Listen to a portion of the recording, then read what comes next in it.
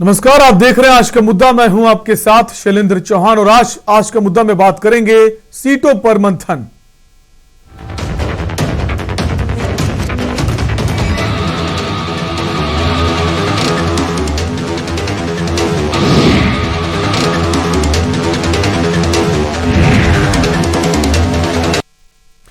पांच राज्यों के विधानसभा चुनावों की तारीखों का ऐलान हो चुका है। कड़कड़ाती ठंड के बीच चुनावी राज्यों में राजनीतिक पारा भी ऊपर चढ़ने शुरू हो गया है। एक तरफ बैठकों का दौर चल रहा है, वहीं दूसरी तरफ टिकटों को लेकर मंथन जारी है। इन सबके बीच विधायकों में गहमागहमी तेज हो गई है। तो चलिए आज के मुद्दे में यूपी की सियासत में टिकट बंटवारे को लेकर क्या तस्वीर बन रही है, आपको दिखाते हैं।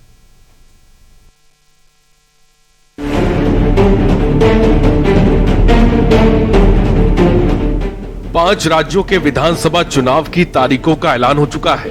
कड़कड़ाती ठंड के बीच चुनावी राज्यों में भी राजनीतिक पारा भी परवान चढ़ रहा है। ऐसे माहौल में अब सबसे ज्यादा चर्चा राजनीतिक दलों के भावी उम्मीदवारों को लेकर हो रही है।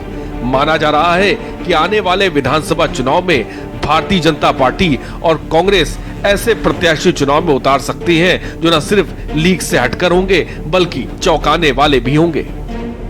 इन सब के बीच राजनीतिक कयास ये भी लगाए जा रहे हैं, ये चेहरे कौन होंगे और कहां से इन्हें राजनीतिक दंगल में उतारा जा सकता है। फिलहाल हर पार्टी अपने उम्मीदवारों के नामों को अंतिम रूप देने में लगी है। टिकट बंटवारे को लेकर मंथन और चिंतन लगातार जारी है और माना जा रहा है कि अगले 2-3 दिनों में प्रमुख पार्टियों की पहली सूची जारी भी हो सकती है। टिकट बंटवारे को लेकर सबसे पहले बात करते हैं भाजपा की। भाजपा ने अभी तक किसी का नाम तय नहीं किया है। जितने विधायक हैं उन सभी को टिकट मिलेगा या नहीं, इसकी कोई फिलहाल गारंटी नहीं। यूपी विधानसभा चुनाव से पहले बीजेपी की अहम बैठक हुई और बैठक में बीजेपी प्रदेश अध्यक्ष स्वतंत्र देव सिंह ने प्रेस कॉन्फ्रेंस की। उन्होंने कहा बीजेपी घर घर जाकर वोट मांगेगी, योजनाओं को जनता तक पहुंचाएगी। इन सब के बीच 5 चेहरों पर अहम जिम्मेदारी भी रहेगी। लेकिन बड़ा सवाल यह है कि क्या 5 चेहरे बीजेपी की नैया को पार लगा पाएंगे, देखना दिलचस्प है। जनसंपर्क अभियान शुरू करेंगे। पार्टी जो चुनाव की गाइडलाइन है, चुनाव आयोग ने घोषणा किया है, कोविड का ध्यान रखते हुए 100% कार्यकर्ता उसका पालन करते हुए अपना संपर्क अभियान शुरू करेंगे और योजना बनाएंगे। इसके तहत डोर टू डोर संपर्क, घर घर संपर्क, गली गली में संपर्क हम सब प्रत्येक घर में जाने वाले हैं। और सरकार की नीतियां, केंद्र सरकार आदरणीय मोदी जी के नेतृत्व में 7 साल में जो काम किए हैं, राज्य के अंदर आदरणीय योगी जी के नेतृत्व में जो 5 सालों के अंदर हम गरीब कल्याण योजना चलाए हैं, कार्यक्रम किए हैं, उन कार्यक्रमों को लेकर हम जाएंगे। वहीं दूसरी तरफ सपा प्रसपा के सीट बंटवारे का फार्मूला क्या होगा, ये फिलहाल चाचा भतीजे की बैठक के बाद ही स्पष्ट हो पाएगा। इसके साथ ही ये भी देखने वाली बात होगी कि शिवपाल वेस्ट यूपी और इस यूपी में कितनी सीटों की मांग कर सकते हैं। सबसे अहम सवाल होगा कि अखिलेश यादव चाचा को कितनी सीटें देंगे। गठबंधन होने के बाद सपा में भी टिकट पर संकट के बादल मंडरा रहे हैं। चाचा भतीजे के बीच मुलायम का टिकट बंटवारे को लेकर फार्मूला क्या होगा, फिलहाल इस पर सबकी निगाह होगी। लेकिन आज बैठक के बाद मुलायम सिंह यादव ने कार्यकर्ताओं को जीत का मंत्र दिया और बीजेपी पर तंज कसा। ये लालू भी खतरनाक है।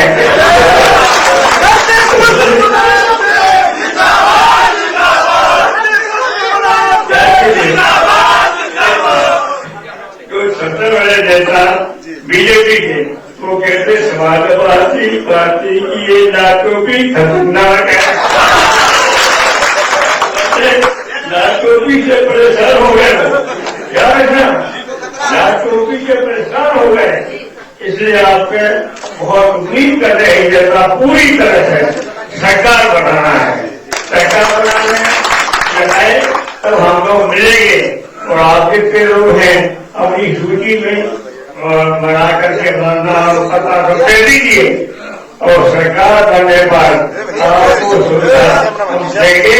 जो जितने जो लोग संघर्ष कर रहे हैं, इसलिए आप बहुत ही हिम्मत के साथ, गंभीरता के साथ विचार करो कि आपके देश की जो समस्या है वो आपसे भी उम्मीद कर रहे हैं कि समाजवादी पार्टी आएगी तो हमारे देश समाज का उत्थान होगा। लेकिन इन सब के बीच उत्तर प्रदेश कांग्रेस पार्टी की महासचिव प्रियंका गांधी की अगुवाई में पार्टी लगभग 100 सीटों पर प्रत्याशी तय कर चुकी है। इसके साथ 40% महिला उम्मीदवारों के चयन की प्रक्रिया भी रफ्तार पकड़ चुकी है, या यूं कहें कि अंतिम दौर में है। लेकिन प्रत्याशियों को लेकर आखिरी फैसला इस सप्ताह में कांग्रेस अध्यक्ष सोनिया गांधी की अध्यक्षता में केंद्रीय चुनाव समिति की बैठक में ही लिया जाएगा। एक तरफ टिकटों को लेकर मंथन है, वहीं दूसरी तरफ लोगों को टिकट मिलने की चर्चा। तो जाहिर है कुछ मौजूदा विधायकों के टिकट कटेंगे भी और नए को मिलेंगे भी। इस बात को लेकर विधायकों में गहमा गहमी भी तेज है। हर पार्टी उम्मीदवारों के नामों को अंतिम रूप देने में लगी है और अगले 2-3 दिन काफी अहम है और सियासी नजर से देखें तो ठंड के बीच काफी गर्म है।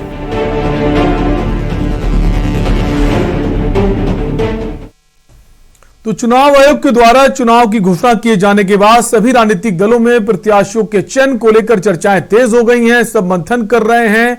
अब जहां भारतीय जनता पार्टी मंथन कर रही है, लेकिन अभी तक कुछ निकलकर सामने नहीं आया है। समाजवादी पार्टी भी लिस्ट बनाने में लगी है। इसी पर हम चर्चा करेंगे। हमारे साथ कई सारे खास मेहमान जुड़ गए हैं। सबसे पहले आपको उनसे तारुफ करा देते हैं। हमारे साथ महेश आर्य हैं, प्रवक्ता हैं समाजवादी पार्टी के। महेश जी, स्वागत है आपका। दीपक बघेल है, प्रवक्ता बीजेपी के। दीपक जी, आपका भी स्वागत है। रफत फातिमा, प्रवक्ता कांग्रेस से हैं। रफत जी, आपका भी स्वागत है। और वंशराज दुबे हैं, आम आदमी पार्टी के प्रवक्ता हैं। वंशराज जी, स्वागत है आपका। साथ ही हमारे पीएन द्विवेदी जुड़ गए हैं, वरिष्ठ पत्रकार हैं। पीएन द्विवेदी जी, बहुत बहुत स्वागत है आपका। चर्चा की शुरुआत दीपक बघेल जी आपसे ही करेंगे। चुनाव आयोग ने चुनाव की घोषणा कर दी है। आज प्रदेश में एक अहम बैठक हुई और अब कल फिर बैठक है दिल्ली में, और सीएम भी खुद शामिल हो रहे हैं बैठक में, प्रदेश अध्यक्ष भी शामिल हो रहे हैं, केशव प्रसाद मौर्य भी शामिल हो रहे हैं। क्या लगता है कि 1-2 दिन में चीजें स्पष्ट हो जाएंगी या फिर अभी माथापच्ची करने की जरूरत है?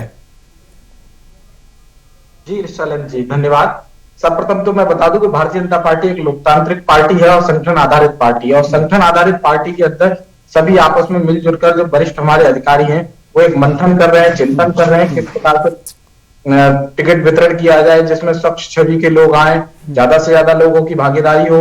जिन विधायकों के क्षेत्र में अच्छा कार्य किया हो ऐसे विधायकों को दोबारा से लेकर आया जाए। जिन्होंने केंद्र से लेकर प्रदेश की योजनाओं को जनमानस तक पहुंचाया हो ऐसे लोगों को दोबारा से लेकर आने की एक कवायद है, और जो क्षेत्र में अच्छा प्रदर्शन रहा हो ऐसे सभी विधायकों के लिए। तो भारतीय जनता पार्टी का जो शीर्ष नेतृत्व इस पर लगातार चिंतन मंथन कर रहा है, और जैसे ही वो चिंतन मंथन पूर्ण होगा तो आप सबके समक्ष वो जानकारी सार्वजनिक कर दी जाएगी, और वो फिर उसके बाद चुनाव। लेकिन जो विपक्षी पार्टी है और तमाम ऐसे लोग हैं राजनीति के जानकार, उनका यह कहना है कि भारतीय जनता पार्टी टिकट किनको देनी है उसको लेकर मंथन कम कर रहा है, टिकट काटनी किसकी है यह एक बड़ी सिरदर्दी है भारतीय जनता पार्टी के लिए। क्या आप इसे स्वीकार करते हैं? जी बिल्कुल। मैं सर्वप्रथम तो शैलेंद्र जी मैं आपको इसमें अपना मत स्पष्ट कर दूं, बीजेपी का मत, कि भारतीय जनता पार्टी केवल उन्हीं विधायकों के साथ में टिकट ऐसा काटेगा जिनका परफॉर्मेंस अच्छा नहीं है या परफॉर्मेंस बेस नहीं है, परफॉर्मेंस काम नहीं किया पूरा वर्ष में या 5 साल में। जिन्होंने अच्छा काम किया उन विधायकों को कोई टिकट नहीं कटने जा रही है, और हम ज्यादा किसी की टिकट काटने नहीं जा रहे हैं। केवल और केवल ज्यादा से ज्यादा जो अच्छे विधायक हैं वो लोग सामने आए, जो जनता को ज्यादा से ज्यादा लाभकारी योजनाएं पहुंचाएं, इसके लिए लगातार कवायद चल रही है और इसी पर मंथन चल रहा है। तो क्या लगता है आपको कि आप जैसा खुद स्वीकार करें टिकट कटेंगे, इसकी संख्या कितनी हो सकती है? क्या यह आंकड़ा जैसा बताया जा रहा है कि यह आंकड़ा 100 से 150 भी पहुंच सकता है? जी शैलेंद्र जी, इतना नहीं पहुंचेगा, बहुत ही कम मात्रा में होगा, क्योंकि भारतीय जनता पार्टी के लगभग सभी कार्यकर्ताओं विधायकों ने लगातार बहुत अच्छा काम किया है। सभी जनप्रतिनिधि मेहनत के साथ में प्रदेश की लाभकारी कल्याणकारी योजनाओं को जनता के इतने ज्यादा अधिक जनता के पास पहुंचा चुके हैं, चाहे वो कई सारे माध्यम, हॉस्पिटल के माध्यम से, वितरणों के माध्यम से, अनाज वितरण के माध्यम से, ऐसी कई सारी लोग कल्याणकारी योजनाओं के माध्यम से उन्होंने काम किया है। पर जिन्होंने काम नहीं किया, जिनका परफॉर्मेंस अच्छा नहीं है, तो उसके बारे में विचार किया जाएगा, और ये शीर्ष नेतृत्व का काम है, और ये इस पर निर्णय, अंतिम निर्णय शीर्ष नेतृत्व ही लेगा। ठीक है, महेश जी हमारे साथ बने हुए समाजवादी पार्टी के प्रवक्ता हैं। महेश जी, जैसा कि दीपक जी कह रहे हैं टिकट तो काटे जाएंगे परफॉर्मेंस के आधार पर, ये परफॉर्मेंस के आधार पर माने या फिर ये माने जनता की खासी नाराजगी है, तमाम ऐसे विधायक बीजेपी के हैं जिनको हटाना बीजेपी के लिए मजबूरी हो गया? नहीं देखिए, ये जो कह रहे हैं टिकट काटने की बात है, तो मैं समझता हूँ कितना अच्छा इनके विधायकों ने काम किया है, कितना अच्छा इनके मंत्रियों ने काम किया है। उत्तर प्रदेश की जनता से बिल्कुल अछूता नहीं, सबको पता चल गया। अभी कुछ दिन पहले आपने देखा होगा उन्नाव में एक मंच पर विधायक जी बैठे हुए थे और अपना बखान कर रहे थे अपनी उपलब्धियों का। वहां जाकर के उन्होंने, किसान ने जाकर के, उनके मतदाता ने जाकर के उनका टिकट काट दिया। सबको पता, आपने मीडिया के माध्यम से पूरे प्रदेश की जनता ने देखा। और आपने देखा होगा कि जो इनके मंत्रियों ने जो आचरण किया है लखीमपुर खीरी में, ऐसे तमाम है, उन्नाव के विधायक ने किया, तो इनका तो टिकट जो है जनता ने काट दिया। मैं समझता हूं कि उत्तर, लेकिन महेश जी आपकी जानकारी के लिए बता दें, जिस घटना का आप जिक्र कर रहे हैं उन्नाव में, जो विधायक के मंच पर पहुंचकर विधायक जी को उसने चाटा मारा, थप्पड़ मारा, जो भी है, बाद में वही किसान नेता बाकायदा मीडिया के सामने आता है, प्रेस कॉन्फ्रेंस करता है, वीडियो रिलीज करता है, उसमें वो कहता है कि ऐसा कुछ नहीं था, वो मजाक में था और कहीं थप्पड़ नहीं था, दुलार था। ये विधायक जी के साथ उसने बात कही है। महेश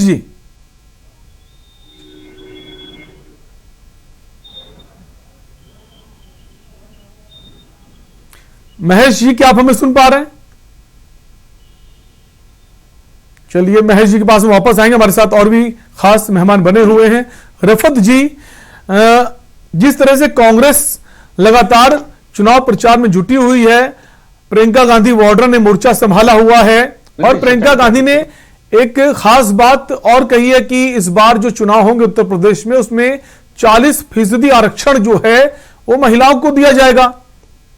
लेकिन तमाम विपक्षी पार्टियों के लोगों का यह कहना है कि इतने तो कार्यकर्ता, महिला कार्यकर्ता उत्तर प्रदेश में है ही नहीं जितनी सीटें हैं और जिस आरक्षण की बात प्रियंका गांधी कर रही हैं।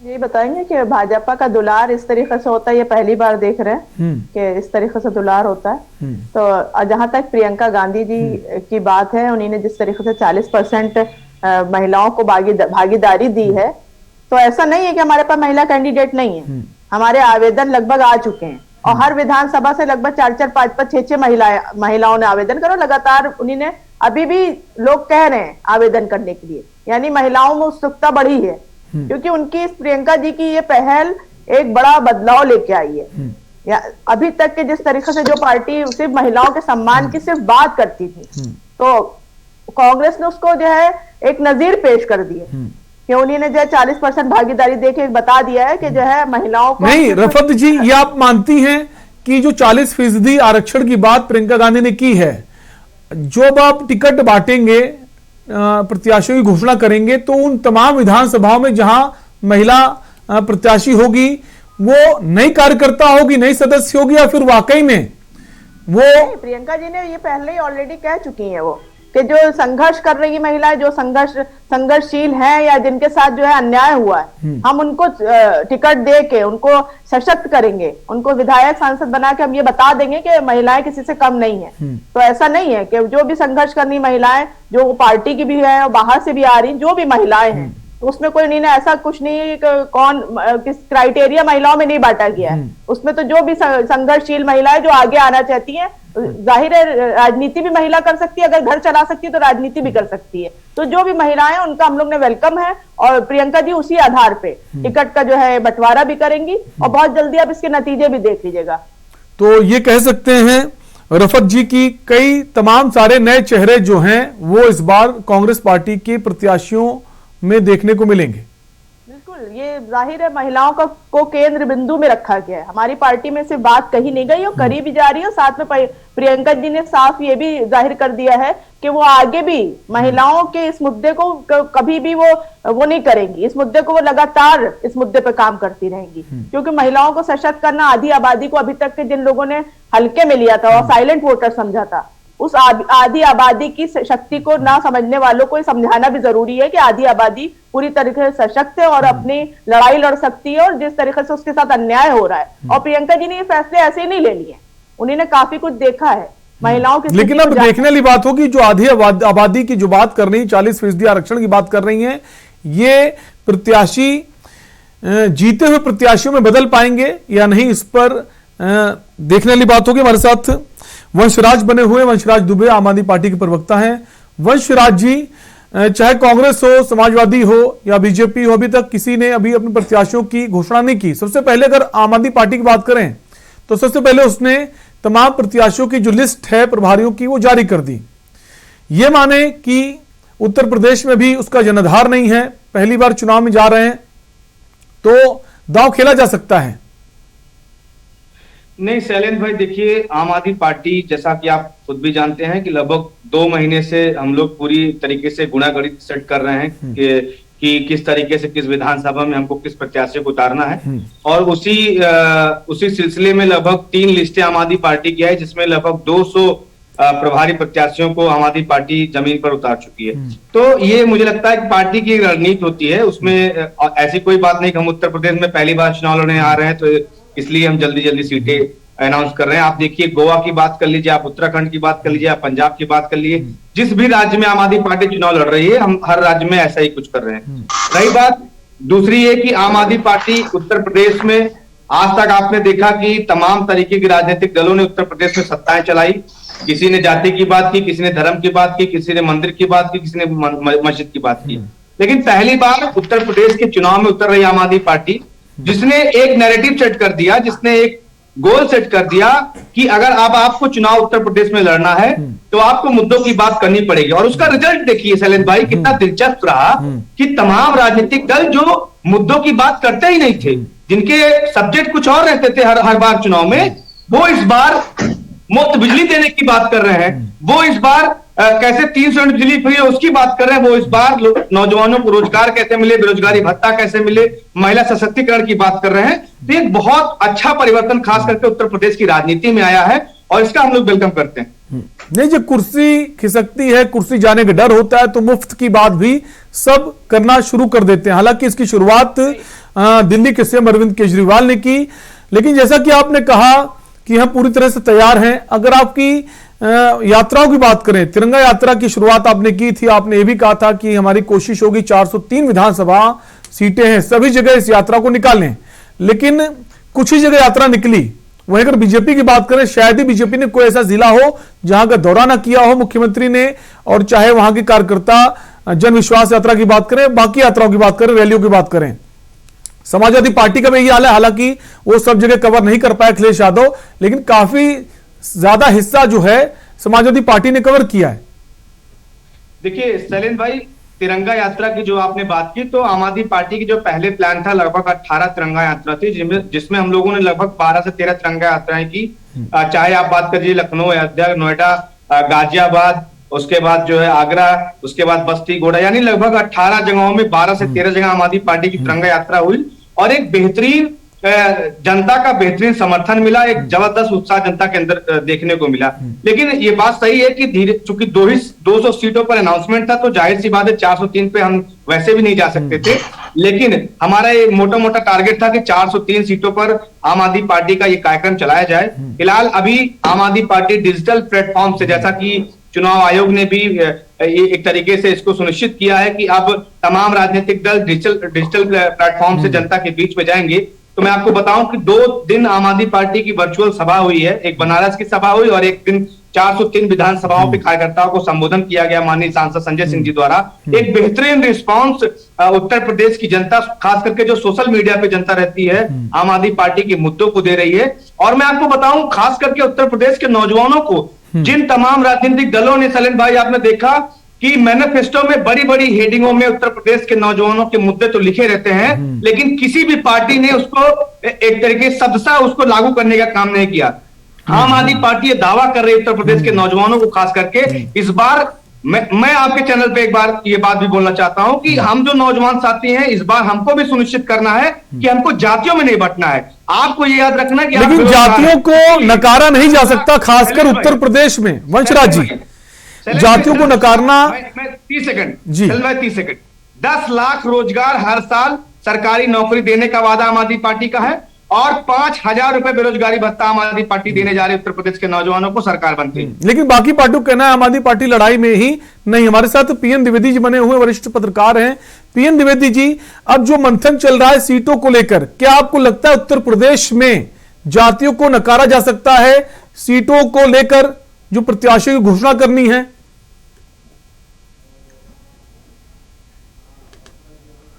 देखिए शैलेंद्र जी,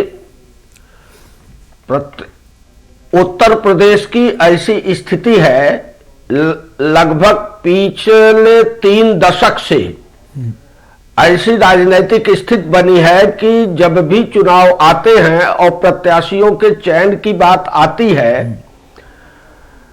तो उसमें जातिगत मुद्दा बड़ा ही अहम हो जाता है, क्योंकि यह पूरा उत्तर प्रदेश विभिन्न जातियों में बटा हुआ है। हाँ, और तमाम दल जो हैं वो जातिगत आधारित दल हैं। ऐसे में जातियों को नकारना, उनके आधार पर प्रत्याशियों का चयन न करना, ये असंभव हो जाता है।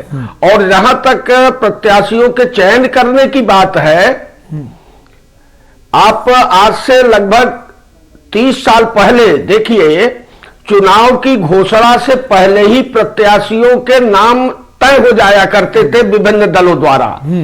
लेकिन जब से ये लोगों में भागदौड़ की बात आ गई कि अगर किसी का टिकट कट जाता है तो वो दूसरे दल में चला जाता है, तो ऐसी स्थिति में इससे बचाव के लिए लगभग हर दल जो हैं वो ऐन मौके पर अपने प्रत्याशियों की सूची जारी करते हैं। अब देखिए, निर्वाचन आयोग ने चुनाव की तिथियों की घोषणा कर दी है।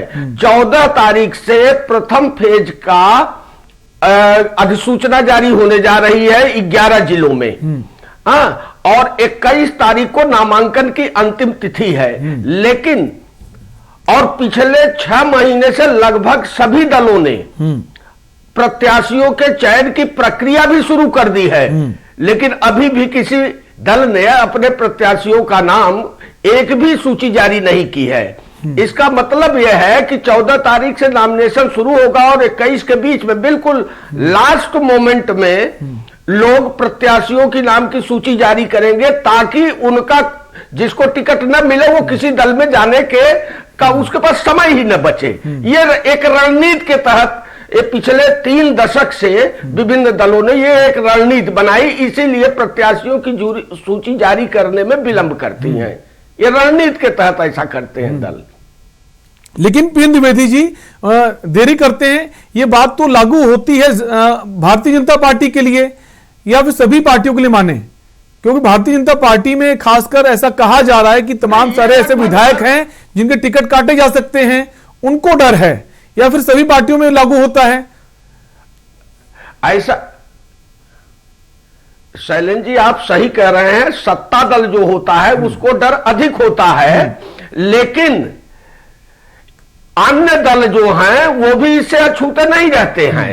अन्य दलों को भी ये लालच होती है कि हो सकता है सत्ता दल का कोई विधायक उनके पाले में आ जाए तो उसको टिकट दे दिया जाए। और दूसरी बात, गठबंधन की बात, जैसे सपा को ही ले लीजिए। सपा का पहले फेज में पश्चिम उत्तर प्रदेश का चुनाव है, वहां पर सपा का राष्ट्रीय लोक दल से समझौता हुआ है, उनसे गठबंधन है। इस पर भी बात करेंगे पीएन द्विवेदी जी। राष्ट्रीय लोक दल की अगर बात करें तो कई बार मुलाकात कर चुके जयंत चौधरी अखिलेश यादव से, लेकिन बात नहीं बन पा रही। आज भी मुलाकात हुई, लेकिन जो सीटों के बंटवारे को लेकर पेच फंसा हुआ है, अब तक पता नहीं चल पा रहा है सीटें किसको कितनी देंगे, इस पर भी अभी बात नहीं बनी है। इस पर भी बात करेंगे, ब्रेक के लिए रुकेंगे। आप सभी मेहमान हमारे साथ बने रहिए।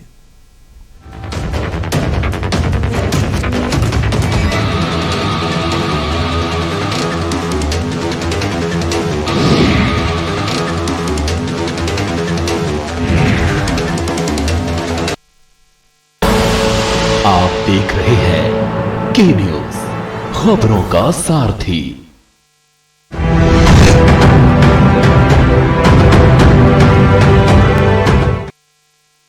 पर ये दिल है कि चख रहा है उन्हीं अल्फाजों का नूर नूर और कितना भी जाओ, इस जुबान से दूर ना जा पाओगे। विमल, बोलो जुबान केसरी। जब पशुओं को मिलेगा प्यार और मिल्को मोर पशु आहार तो दूध बहेगा, मुनाफा बढ़ेगा। मिल्को मोर पशु आहार। खुदी को आजमाया है तो ये अंदाज आया है, खुदी को आजमाया है तो ये अंदाज आया है। तुम में भी मैं हूं, शुद्ध प्लस पान मसाला। भीड़ को देख लीजिए, मास्क नहीं मिलेगा माना तो भीड़ बढ़ती जाएगी। अभी लगाया था, अभी निकाल दिया, तुम नहीं रहे थे इसलिए। मास्क तुम्हारा मास्क मैम, मास्क भैया जल्दी जल्दी में चले आए। अच्छा, मास्क कैसे कर लगा? चाची मास्क कहाँ लगा लिया दोस्त तुमने मास्क? चलो, मास्क लगाना बहुत जरूरी है। मास्क कहाँ है? कहाँ है? मास्क है क्या?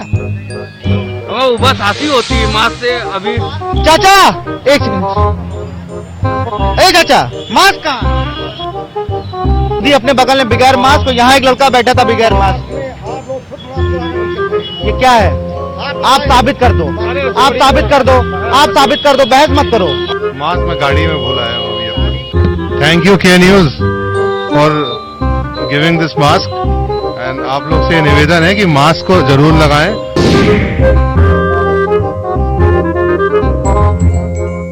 खुदी को आजमाया है तो ये अंदाज आया है, खुदी को आजमाया है तो ये अंदाज आया है। तुम में भी मैं हूं, शुद्ध प्लस पान मसाला।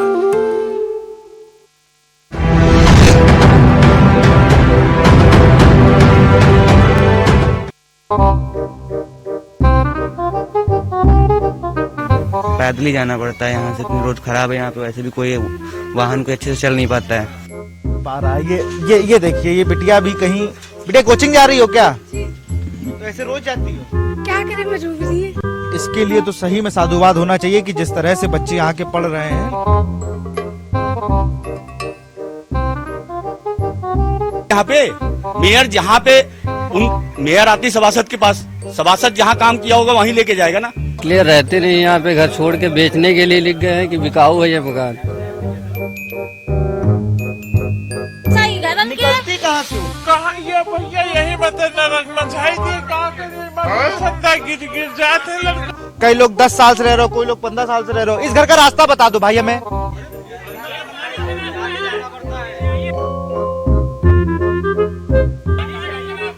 तो कोई नाव रखी होगी ना?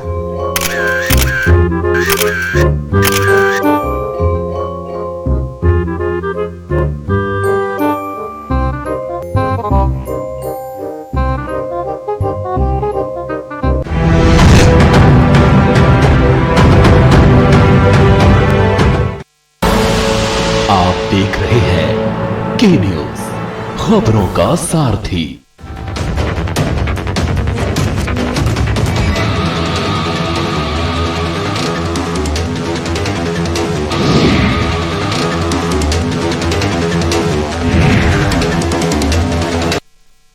ब्रेक के बाद एक बार फिर आपका स्वागत है। आप देख रहे हैं आज का मुद्दा और हम बात कर रहे हैं उत्तर प्रदेश चुनाव में टिकटों पर मंथन शुरू हो गया है। जब से चुनाव आयोग ने तारीखों की घोषणा की है उसके बाद से सभी राजनीतिक दल जो हैं इस वक्त टिकटों पर मंथन कर रहे हैं।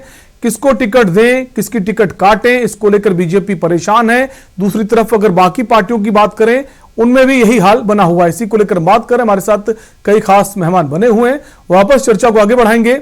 ब्रेक से पहले पीएन द्विवेदी जी वरिष्ठ पत्रकार हमारे हैं, उनकी बात अधूरी रह गई थी। पीएन द्विवेदी जी, हम चाहेंगे आप अपनी बात पूरी करें।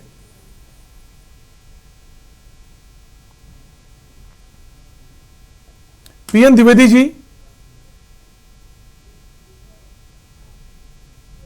मैं बता रहा था कि अभी जैसे पहले फेज पहले फेज में पश्चिम उत्तर प्रदेश का चुनाव होना है और वहां अधिसूचना 14 तारीख को जारी हो जाएगी और एक हफ्ते का समय है। 21 तारीख को नामांकन का अंतिम दिन है। लेकिन अभी तक किसी दल ने अपनी सूची नहीं जारी की उम्मीदवारों की। जहां तक भाजपा की बात है, वो सत्ता दल है, केवल उसे ही विधायकों के भागने का डर नहीं है, बल्कि सपा और लोकदल में भी यही स्थिति है, बसपा में भी यही स्थिति है, क्योंकि हर दल के उम्मीदवार ये चाहते हैं, जो पहले चुनाव लड़ चुके हैं 2017 में, वो चाहते हैं दोबारा फिर लड़े। अगर उनमें से किसी को टिकट नहीं मिलता है तो वो दूसरे में जाने के इच्छुक होते हैं कि हमें वहां टिकट मिल जाएगा। तो इस भगदड़ से बचने के लिए मैंने आपसे चर्चा की कि पिछले ये नई परंपरा जो है, पिछले लगभग 3 दशक से ये उत्तर प्रदेश की राजनीति में ऐसा होने लगा है। इसीलिए इसको रोकने के लिए हर दल अंतिम समय पर अपनी सूची जारी करता है। यद्यपि आज बसपा की सुप्रीमो मायावती ने कहा कि 3 दिन में हमारी पहली सूची आ जाएगी। भाजपा ने भी कहा है, आज उनकी मीटिंग भी हुई है कि हम जल्दी ही 2-3 दिन में अपनी पहली सूची जारी कर देंगे। सपा भी इसमें लगी हुई है, लेकिन अभी सपा का और लोकदल का जो समझौता हुआ है, गठबंधन हुआ है, उसमें सीटों का बंटवारा अभी निश्चित नहीं हो पाया है। और इसी बीच शिवपाल जी भी सपा के साथ गठबंधन कर लिए हैं। अब इन तीनों लोगों में क्या तालमेल होगा पहले फेज के लिए? और पहले फेज की अगर बात करें पीन द्विवेदी जी, ये देरी होगी। बिल्कुल, पहले फेज की अगर बात करें तो पहले फेज में जो जिले आ रहे हैं वो खासकर सभी पश्चिमी उत्तर प्रदेश के हैं और आरएलडी पश्चिमी उत्तर प्रदेश में खासा वजूद रखती है। तो उसको लेकर पशोपस बना हुआ है समाजवादी पार्टी आरएलडी में। हमारे साथ कप्तान सिंह चाहर जुड़ गए हैं, आरएलडी के प्रवक्ता हैं। कप्तान सिंह चाहर, बहुत बहुत स्वागत है आपका हमारे इस कार्यक्रम में। जी कप्तान सिंह जी, आज ही जयंत चौधरी ने अखिलेश यादव से मुलाकात की है, लेकिन अभी भी बात नहीं बन पा रही है प्रत्याशियों को लेकर। अभी भी जो सीटों को लेकर एक पेच फंस रहा है। कब तक स्थिति स्पष्ट हो जाएगी? क्या जो आरएलडी के प्रमुख हैं जयंत चौधरी, वो पीछे हटने को राजी नहीं हैं? उन्होंने मन बना लिया हम इतनी सीटों पर मानेंगे, इससे पीछे नहीं? देखिए, ऐसी कोई बात नहीं है। 4-6 सीटों की बात है, उन पर डिस्कशन हो रहा है कि वहां से कौन कैंडिडेट बेटर रहेंगे। ज्यादा न कोई जिद वाली बात है, न आगे पीछे वाली बात है, और बड़े ही प्रेम पूर्वक ये विचारों के मिलन से अलायंस हुआ है। और प्रदेश की जनता को इस झूठे, फरेबी, धोखे, मक्कार लोगों से, किसान विरोधी लोगों से, नौजवान विरोधी लोगों से, महिला विरोधी लोगों से मुक्ति दिलाने के लिए अलायंस हुआ है। और इसमें काफी लोग, काफी दलों के नेता लोग एक अलायंस में इकट्ठे हुए हैं, जो जनता को नया नेतृत्व देंगे। नया साल है और अखिलेश जी, जैन जी दोनों ही नौजवान हैं, और ये नौजवान निश्चित रूप से नए साल में नया नेतृत्व प्रदान करेंगे। लेकिन और सीटों की कोई दिक्कत नहीं है। लेकिन अगर कप्तान सिंह बात देखे, पहले हम 3 मुलाकातें हो चुकी। जब पहली मुलाकात हुई तो ये कहा गया था कि बहुत जल्द हम जब रैली करेंगे तब सीटों की घोषणा हो जाएगी। फिर रैली भी हो गई, हालांकि अखिलेश यादव उसमें नहीं पहुंचे। दूसरी मुलाकात हुई, तीसरी मुलाकात हो गई। तो क्या यही माना जाएगा ना, सीटों को लेकर बात नहीं बन रही है? अभी भी ऐसी स्थिति है कि अलग भी चुनाव लड़ा जा सकता है, आरएलडी अलग भी चुनाव लड़ सकती है?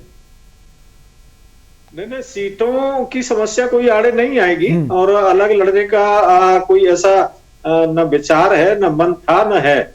निश्चित रूप से अलायंस है और अलायंस रहेगा। और मैंने आपसे पहले भी कहा है, ये वैचारिक मिलन है। और जयंत चौधरी जी ऐसे मतलब रेजिड लीडर नहीं है कि किसी बात पे अड़े। सबसे पहले तो जनता को मुक्ति दिलानी है, उत्तर प्रदेश की जनता को, जो 5 साल से इतना अन्याय और झूठ को बर्दाश्त कर रही है।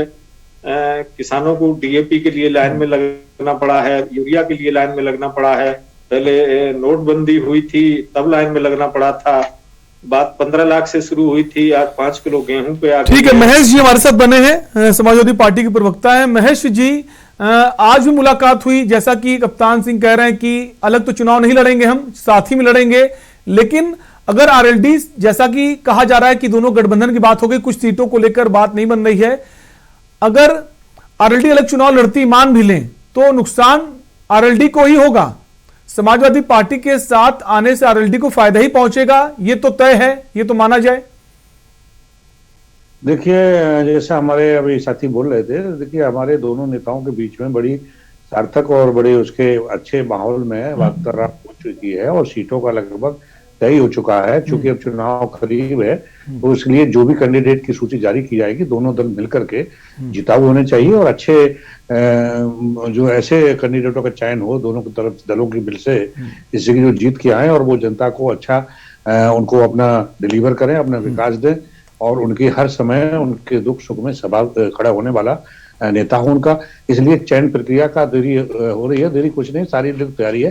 दोनों नेताओं के बीच में बिल्कुल सार्थक चर्चा चल रही है और इस तरह से कोई भी कयास लगाना मैं समझता हूँ एक खाली वही रहेगा उनका, कोई किसी प्रकार का कोई इसके लिए वो नहीं है और अलग लड़ने का तो कोई सवाल ही नहीं उठता। और हमारे दोनों दलों का संगठन गठबंधन और अन्यथा दूसरे भी छोटे दलों के साथ हमारी पार्टी का अलायंस हुआ है, ये बहुत मजबूत गठबंधन, महागठबंधन साबित होगा और ये भारतीय जनता पार्टी आतताइयों की सरकार है, इनके तो महेश जी तो ये माने कि जितनी सीटें मांग रहे हैं जयंत चौधरी अखिलेश यादव को दे देनी चाहिए?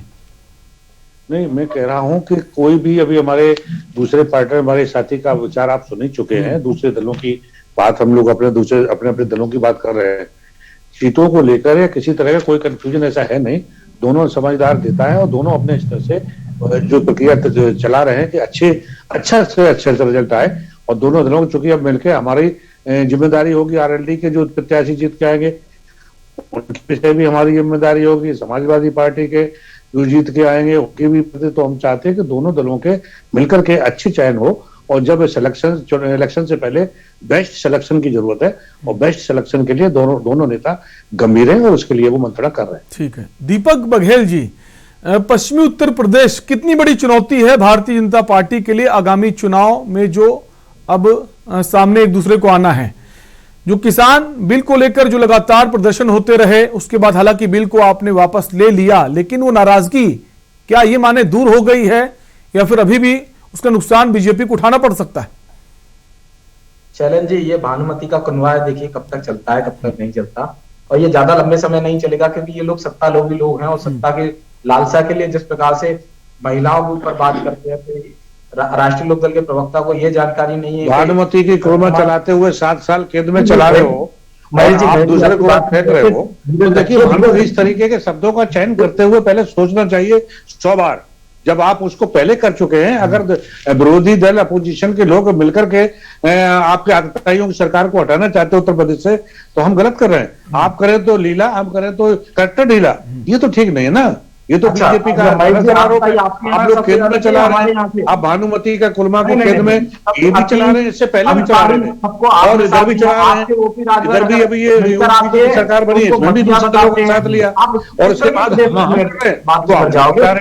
ये भानुमति का कुलमा क्या मतलब आपका कहने का? हम लोग को एक मजबूत विकल्प देने के लिए ये किसान विरोधी, दलित विरोधी, कर्मचारी विरोधी। लेकिन दीपक बघेल जी, पश्चिमी उत्तर प्रदेश के जो 14 जिले हैं जहां 71 विधानसभा सीटें हैं, पिछली बार की अगर बात करें 2017 की तो 71 में से 51 सीटें बीजेपी को मिली थी। उस तरह का करिश्मा क्या इस बार हो सकता है? ये तो जनता की जनभावनाओं का आप तो निरादर क्योंकि तो रैली की बात करें, जयंत चौधरी ने जो रैली की थी, जयंत सपा और आरएलडी की जो रैली हुई थी उसमें जो जन सैलाब उमड़ा था, एक काफी संख्या में लोग पहुंचे थे।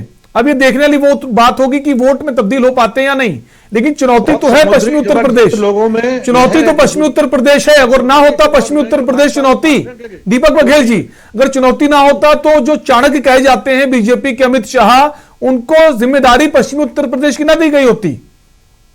ये घर गली प्रधानमंत्री पार्टी का शीर्ष नेतृत्व सारा कैबिनेट गली गली घूमेगा, सामान्य बातों की मर्यादाओं को लगाया जाता है। ठीक है, आएंगे महेश जी आएंगे महेश जी, जवाब ले लेते हैं जी। भारतीय जनता पार्टी के कार्यकर्ता अमित शाह जी भी हैं, तो उनको पश्चिमी उत्तर प्रदेश में लगाया गया और पूर्व में भी अमित शाह जी के नेतृत्व में भारतीय जनता पार्टी ने सबसे ज्यादा उनको क्या पता है पश्चिम उत्तर प्रदेश क्या होगा का, उन्हें उत्तर प्रदेश की लंबी नहीं खींची होती। पूर्व की अगर बात करें दीपक जी, अगर पूर्व की बात करें तो स्पेसिफिक जिम्मेदारी नहीं दी गई थी पश्चिमी उत्तर प्रदेश की अमित शाह को। अमित शाह ने पिछले चुनाव में रैलियां बहुत की थी, उसका फायदा भी मिला था, चाहे वो बिहार की बात करें, यूपी की बात करें, लेकिन इस बार उन्हें सिर्फ पश्चिमी उत्तर प्रदेश की जिम्मेदारी दी गई है। वो इसलिए कि जो किसान आंदोलन था, किसानों में नाराजगी थी, हालांकि बिल वापस ले लिया है, लेकिन क्या लगता है अभी नाराजगी दूर हो गई? क्योंकि सर्दी की बात करें, कड़ाके की ठंड में किसानों ने रातें गुजारी हैं, कड़ी तपिश में, धूप में उन्होंने दिन गुजारे हैं, तो क्या किसान इतनी आसानी से वो सारी चीजें भूल जाएगा? चैलेंज जी, भारतीय जनता पार्टी ने किसानों के लिए जितना काम किया है पूर्व की किसी भी सरकार ने इतना कभी काम नहीं किया। चाहे आपकी सरकार ने काम किया है दीपक भाई, ऐसा किया है धूप के चाटने वाला। आपकी पार्टी ने जो किसानों को सम्मान निधि के माध्यम से तो ये समझ लो जैसे धूप के चाटने कई सारी योजनाएं दोबारा ठीक है। कप्तान सिंह बने हुए आरएलडी के नेता हैं, प्रवक्ता हैं, और आरएलडी की जितनी पकड़ पश्चिमी उत्तर प्रदेश में किसानों के बीच है वो किसी से छिपी नहीं। हालांकि वो चुनाव में बेहतर प्रदर्शन पिछले कई चुनावों में नहीं कर पाए, लेकिन जो वोटिंग परसेंटेज है आरएलडी का वो लगातार बना हुआ है। कप्तान सिंह जी, जैसा कि कह रहे हैं बीजेपी के प्रवक्ता दीपक बघेल जी की किसान नाराज नहीं, जितना काम हमने किसानों के लिए किया है शायद ही किसी और ने किया हो, कितना सहमत है? सैलन जी, आई थिंक दीपक जी को पूरी जानकारी नहीं है, और ये भी उस पार्टी के नेता हैं कि जो झूठ को भी सत्य साबित करते हैं। सारे के सारे लोग एकजुट होकर झूठ बोलते हैं। पहली बात मैं ये बता दूं कि जो 3 काले कानून वापस लिए हैं, मैं ये जानना चाहता हूं कि ये कानून अगर सही थे तो बने क्यों? सही थे तो वापस क्यों लिए, और गलत थे तो बने क्यों? नहीं, प्रधानमंत्री जी ने ये कहा ना कि 700 किसान, प्रधानमंत्री जी ने कहा कि हम समझा नहीं पाए, कानून बहुत अच्छा था, कानून में कमी नहीं थी, उनका कहना है हम समझा नहीं पाए किसानों को, इसलिए मैं गलती मानता हूं और वो कानून वापस लेता हूं। 750 किसानों की मौत के बाद मेरी बात सुन लीजिए, मैं बीच में किसी को नहीं टोकता हूं। मैं एक बात कहना चाह रहा हूं कि 3 काले कानून वापस लिए, देश का प्रधानमंत्री माफी मांगे, ये भी तो अच्छी बात नहीं होती है। क्यों आप इस तरह की गलती कर रहे हैं? मुझे कोई जैकेट आप दे रहे हैं, मुझे उस जैकेट की जरूरत नहीं है, तो आप काहे मुझे दे रहे हैं? क्यों किसानों के लिए कानून बनाए? दूसरी बात, मैं आपसे स्पष्ट बता दूं कि 1 साल आंदोलन चला। आजादी के बाद देश के इतिहास में कभी इतना आंदोलन लंबा नहीं चला। किसानों को आतंकवादी कहा गया, किसानों को खालिस्तानी कहा गया, किसानों को पाकिस्तानी कहा गया, फॉरेन एड से ये आंदोलन चलने को कहा गया।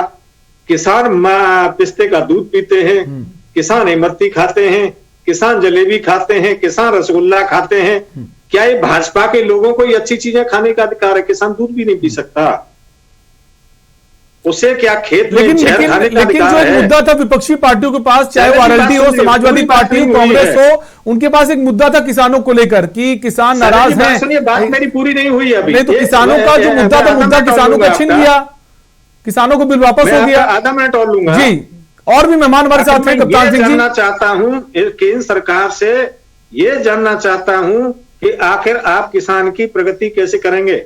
2022 आ गई, 1.5 गुना लाभ कैसे देंगे?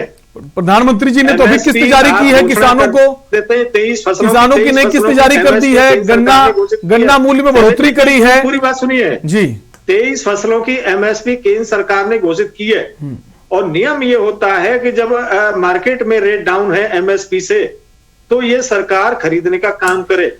23 फसलों की एमएसपी जारी की, इसके पहले की सरकारों की अगर बात करें, चाहता हूं इसके पहले की सरकारों की बात करें तो किसी भी सरकार ने जो एमएसपी फसलों की है, किसी ने एमएसपी नहीं दी है।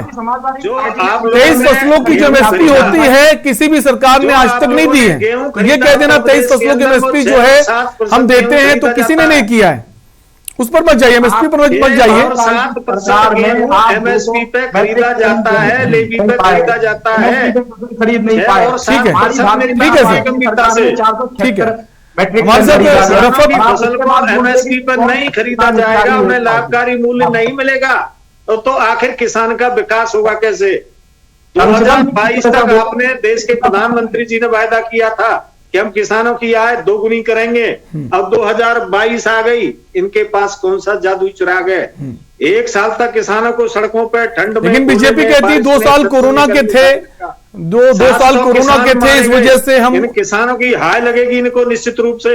चुनाव में पंजाब के अंदर प्रधानमंत्री की सभा होती है, वहां कुर्सियां खाली रह जाती हैं। ठीक है, तो आप दूसरे हमारे साथ और भी मेहमान बने हुए हैं। रफत फातिमा जी हैं, कांग्रेस पार्टी के प्रवक्ता। रफत जी, अगर पश्चिमी उत्तर प्रदेश की बात करें तो आज ही खबर आ रही थी जो इमरान मसूद वहां के नेता हैं, अब वो समाजवादी पार्टी में शामिल होने जा रहे हैं। एक बड़ा नाम है, कई सारे विधायक भी उनके संपर्क में हैं, तो कांग्रेस पार्टी को ये कहें कि एक बड़ा झटका है। अभी हमें इसकी पूरी तरीके से न्यूज का ऑथेंटिक मुझे नहीं वो है, सुनने में ऐसा आ रहा है, लेकिन राहुल गांधी जी ने साफ तौर पे कहा है कि जिसको जाना है वो जा सकता है और जिसको रहना वो रहे। क्योंकि देखिए ये मौका है जब चुनाव अपने लिए इंसान सिर्फ अगर अपने लिए जी रहा है तो वो जा सकता है, लेकिन अगर वो देश के लिए कुछ करना चाहता है तो हमारे साथ बिल्कुल उसका जो है जुड़ा रहना जरूरी है। लेकिन आपके एक बड़े नेता का ये कहना कि मुख्य मुकाबला जो है सिर्फ समाजवादी पार्टी और भारतीय जनता पार्टी के बीच है, कांग्रेस मुकाबले में नहीं है। मैं कांग्रेस पार्टी का सम्मान करता हूं, लेकिन मुझे बीजेपी को हराना है, इसलिए मैं समाजवादी पार्टी में जा रहा हूं। तो आपके नेता अगर इस तरह की बात कर रहे हैं, कांग्रेस पार्टी मुकाबले में ही नहीं है, तो इसका संदेश कितना गलत जाएगा और कितना पार्टी के विरोध में जाएगा, और इसका नुकसान चुनाव में उठाया जा सकता है। बिल्कुल शैलेंद्र जी, वो क्या कह रहे हैं मुझे उस पर नहीं जाना है, राहुल जी क्या कह रहे हैं मुझे उस पर जाना है, प्रियंका जी क्या कह रही है हमें उस पर जाना है। आज जरूरत है लेकिन जाना ना जाना अलग बात है, लेकिन जाना ना जाना अलग बात है रफत जी। लेकिन आपकी पार्टी का बड़ा नेता, एक बड़ा नाम, विधायक रह चुके हैं, सांसदीय का चुनाव लड़ चुके हैं, हमारा शीर्ष नेतृत्व क्या कह रहा है, ये आसान नहीं है लड़ाई। जब तक आपकी पार्टी में कोई नेता है तब तक आपका वो नेता है, जब आपकी पार्टी के अगेंस्ट जाने लगे, आपकी पार्टी को छोड़ने लगे तो खराब हो गया। कहीं ना कहीं वैचारिक रूप से बदलाव आया उनके, तो इसलिए हम कैसे कह दें कि वो पार्टी का बात ये नहीं है, लेकिन नुकसान पहुंच सकता है ना कांग्रेस पार्टी को। अब नुकसान हो, देखिए अगर नुकसान और लाभ देख रहे होते तो हम लोग इतनी ये लड़ाई ऐसी आसान नहीं है। जिस तरीके की लोकतंत्र बचाने की लड़ाई है, देश बचाने की, इसमें वही टिके रहेंगे जिनको देश से प्यार है, मुल्क से प्यार है। तो जरूरत यह है कि जिनको इस लड़ाई में उतरना होगा तो बहुत कुछ खोना पड़ता है। अगर किसी आप आजादी की लड़ाई में देख लिए, बहुतों ने अपना जो है सब कुछ निछावर कर दिया, तो सेम हम उसको उसी तरीके से देख रहे हैं। ये उसी लड़ाई की तरह से हम देख रहे हैं कि ये आसान नहीं है। जिस तरीके के जो है हालात पैदा कर दिए गए, देश को बर्बाद कर दिया गया, उन लोगों ने अपनी उपलब्धियां गिनाई जिन्होंने कुछ करा नहीं है। तो जनता त्रस्त है, आज हम जनता के न्याय की लड़ाई लड़ रहे हैं। तो जिसको हमारे साथ खड़ा होना है उसका वेलकम, नहीं खड़ा होना है वो जा सकता है। तो इसलिए जरूरी है हमारे पास लोग आ भी रहे, लोग जा भी रहे। आप ये मानती कांग्रेस पार्टी लड़ाई में है, मुकाबले में है? हम मुख्य लड़ाई में हैं, हम मुख्य लड़ाई में। अगर विपक्ष में है, मुख्य विपक्ष में है तो कांग्रेस है। जिस तरीके से कांग्रेस ने मुखर होकर हर मुद्दे पे बोला है, प्रियंका जी जिस तरीके से लखीमपुर खीरी का मामला आपने देखा होगा, जिस तरीके से प्रियंका जी ने इनिशिएटिव लिया है, कोई पार्टी नहीं उसकी तारीफ सभी करते हैं, चाहे विपक्षी पार्टियां हो, जनता हो, चाहे हाथरस की बात हो, चाहे लखीमपुर की बात हो। हम भी जिक्र करते हैं कि प्रियंका गांधी वो पहली नेता थी जो आगे निकल कर आई, जमीन पर आई। वंशराज जी, जो फॉर्मूला था फ्री बिजली का, अब वो फार्मूला अखिलेश यादव ने भी अपनाया। उन्होंने भी कहा अगर सत्ता में आते 300 यूनिट फ्री बिजली कर देंगे घरेलू उपभोक्ताओं के लिए, और किसानों की सिंचाई की जो बिजली है उसे भी माफ कर देंगे।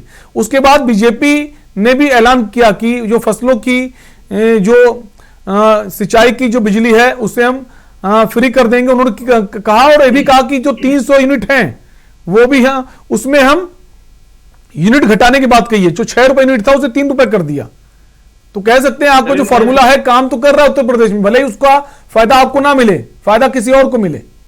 नहीं, देखिए 2 चीजें हैं शैलेंद्र भाई। बहुत दिलचस्प बात यह है कि आप याद करिए ठीक 1-2 साल पहले की बात, जब 3 बार हम लोगों ने दिल्ली में सरकार बनाई इसी फॉर्मूले पर, तो ये तमाम जो राजनीतिक दल जो आज फ्री बिजली देने की बात कर रहे हैं, ये कहते थे जनता को मुफ्तखोर बना रहे हैं। ये कहते थे कि जनता मुफ्तखोर हो जाएगी, यानी कि हमने अगर शैलेंद्र भाई को विधायक और सांसद बना दिया और शैलेंद्र भाई को पूरे साल भर में 50,000 यूनिट बिजली मुफ्त मिल रही है, उनको गाड़ी मिल रही है, उनको स्वास्थ्य की व्यवस्था सारी तरीके से मिल रही है, तो शैलेंद्र जी जो विधायक सांसद आज बन गए वो मुफ्तखोर नहीं हुए। लेकिन जिस जनता ने आपको विधायक सांसद बनाया, अगर उसको 300 यूनिट बिजली आम आदमी पार्टी ने दिल्ली में फ्री दे दिया, तो ये सारे नेता, ये सारी पार्टियां अरविंद केजरीवाल जी को और आम आदमी पार्टी को गाली दे रही थी।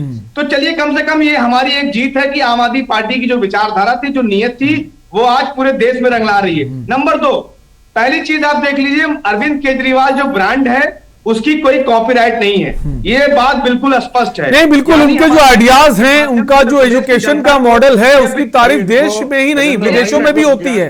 उनके जो आइडियाज हैं आम आदमी पार्टी के, उनके जो मॉडल्स हैं, चाहे वो एजुकेशन का हो, हेल्थ का हो, उसकी तारीफ देश के अलावा विदेश में भी होती है। समय कम है वंशराज जी, बाकी मेहमान हमारे साथ बने हुए। महेश जी, अगर समाजवादी पार्टी की बात करें, अलायंस की बात करें, खासकर चाचा भतीजे की बात करें, जी वंशराज जी, हम चाहेंगे कम शब्दों में अपनी बात पूरी करें। मैं ये कह रहा हूं कि देखिए, नक्कारों से सावधान वाली आपने टैगलाइन सुनी होगी। आम आदमी पार्टी के पास फॉर्मूला है कि कैसे हम 300 यूनिट बिजली फ्री कर सकते हैं।